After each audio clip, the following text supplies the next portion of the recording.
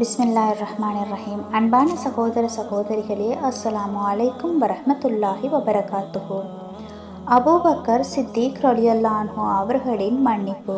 நபிகள் நாயகம் ஸல்லல்லாஹு அலைஹி வஸல்லம் அவர்களின் மனைவியான ஆயிஷா ரலியல்லாஹு அன்ஹா அவர்கள் மீது பொய் குற்றம் சுமத்தப்பட்ட போது அந்த வதந்தியை பரப்பியவர்களில் ஒருவர் அபூபக்கர் சித்திக் ரலியல்லாஹு அன்ஹு அவர்களின் உறவினரும் அவரால் நிதியளிக்க பெற்றவருமான மிஸ்தாஹ் என்பவராக இருந்தார்.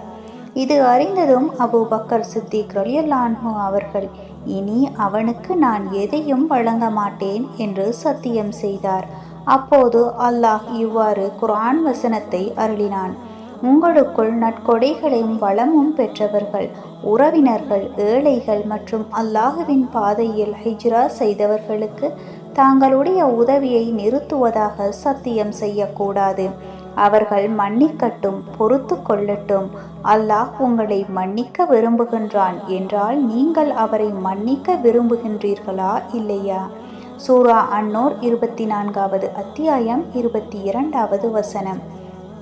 இந்த வசனத்தை கேட்டதும் அபூபக்கர் சித்திக் ரலியல்லாஹு அன்ஹு அவர்கள் கூறினார்கள்: ஆம் அல்லாஹுவே, நீ என்னை மன்னிக்க விரும்புகின்றாய் என்றால் நானும் மன்னிக்க விரும்புகின்றேன்.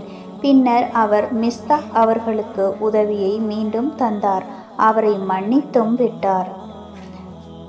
தனிப்பட்ட பாதிப்பு ஏற்பட்டாலும் சஹாபாக்கள் அல்லாஹுவின் திருப்தி மற்றும் மன்னிப்பையே முதன்மையாக கருதினார்கள். வஸ்ஸலாம்.